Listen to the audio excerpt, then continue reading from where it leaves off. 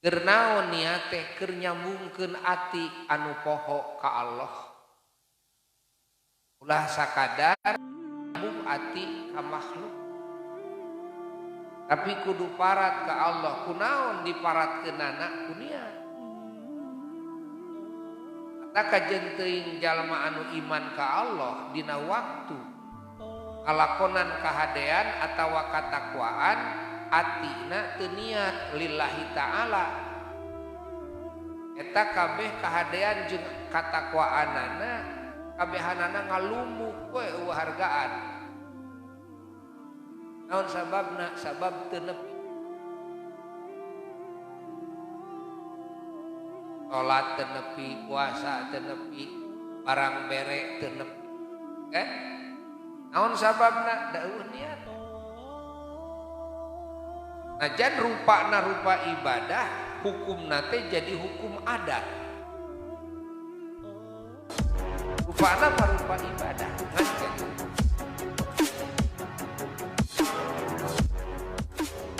Ngingkig kana pangajian, tapi teu aya niat ngalakonan parentah Allah karena Allah. Jadi sarua we jeung adat. Lapan ayeuna masa salaman oge geus jadi budaya. Jalma non muslim oge sarua papangi sok sasalaman.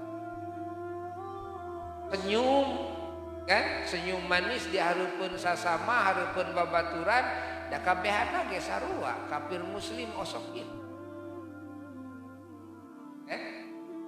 Keune ai non muslimahnya iman ka Allah. Dina urang nyaritakeun muslim we urang ayeuna mah. Gitu setiap urang seuri atawa senyum hareupeun babaturan urang diniatan karena Allah. Keukeuh we ari eueuh niat ngalakonan parentah Allah mah jang tong boroma nurupana adat, nurupana ibadah ge anger we jadi ciga hukum adat. Anu memang rupana adat maka anger tetep dina kaadatanana. Ibadah ge turun jadi hukum adat jadina.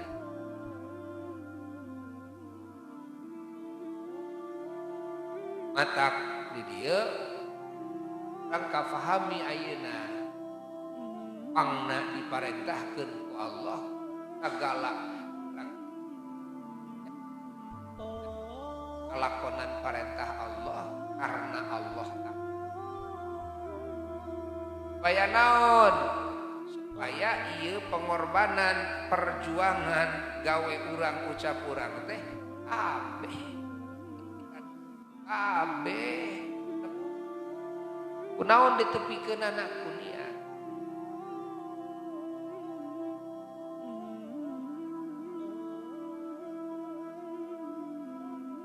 Urang sok wineng poho nganiatan.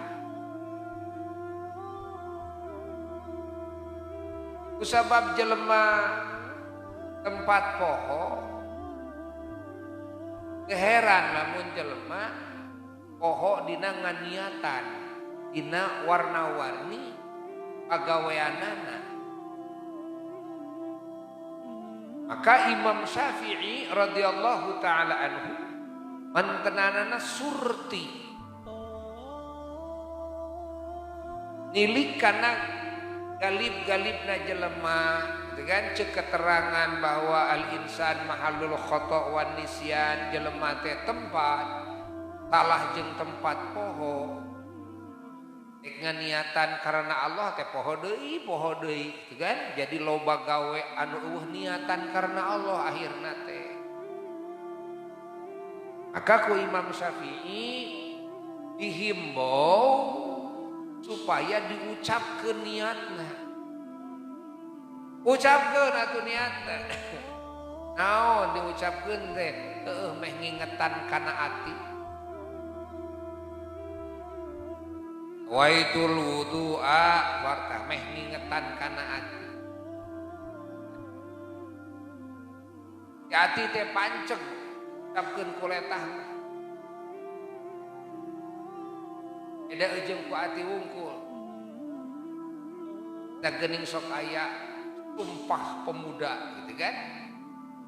kan aya janji bersama kan leungeunna ge dikieukeun kami berjanji itu kan padahal mah da teu butuh kuletah teu butuh ku kikieuan teu butuh ku tulisan teu kan penting mah niatna dina ati sok janji urang rek nyieun kahadean naon dina ati kitu ai dina ati teh eta teh pasejaan teh niat teh dina ati teh bari prak kitu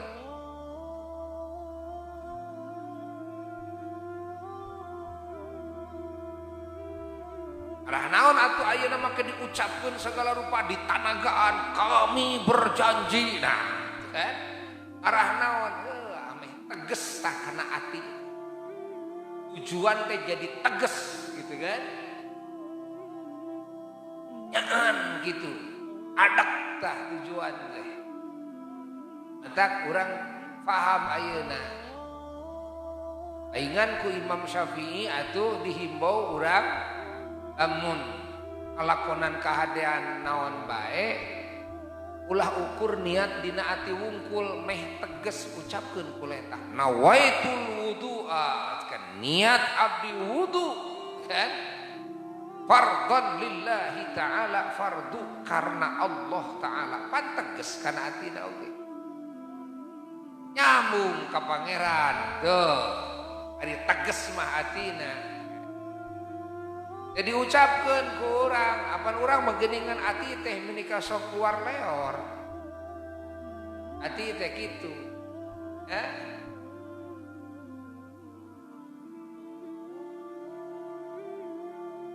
Allah Allah Allah Allah.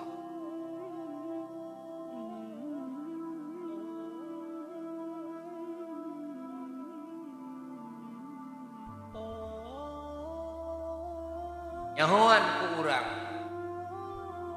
deudeuhna Imam Syafi'i radhiyallahu taala anhu ka ummat sangkan naon bae kahadeanana nepi ka pangeran dihimbau supaya diucapkeun ari geus diucapkeun kuletah mah piraku atina make poho kitu mana teh diucapkeun kuletah ati jelema teh aya nu eling aya nu poho gitu kan ngalakonan kahadean teh ai geus diucapkeun kuletah mah piraku ati make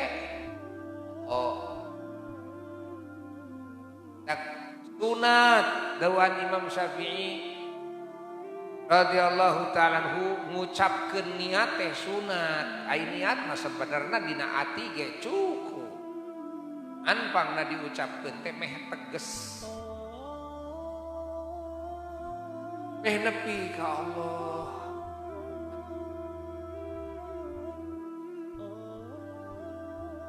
ari jalma-jalma anu atina geus nyambung ka Allah mah najan katingalina siga heureuy najan katingalina siga ngalinur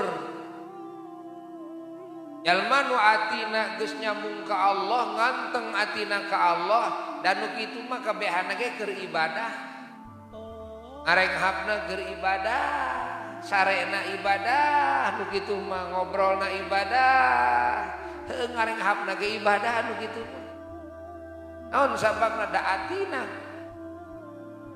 geus nyambung ka Allah atina keur nyambung ka Allah taala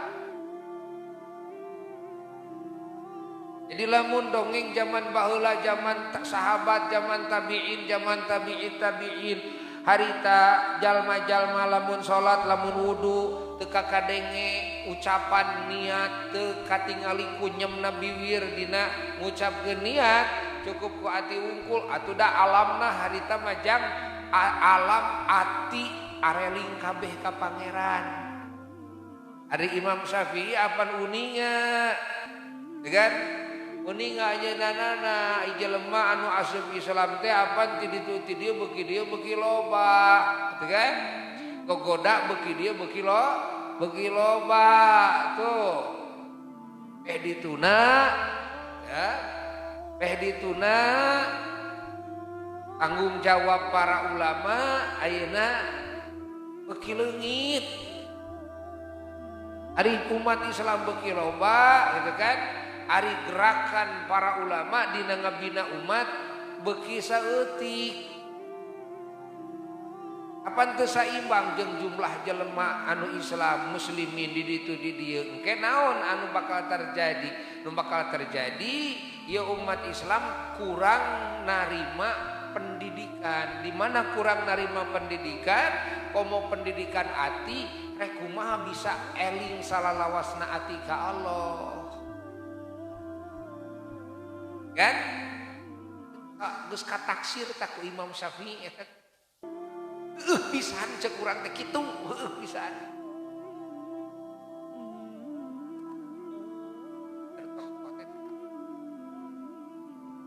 Sok pohonna ge saha?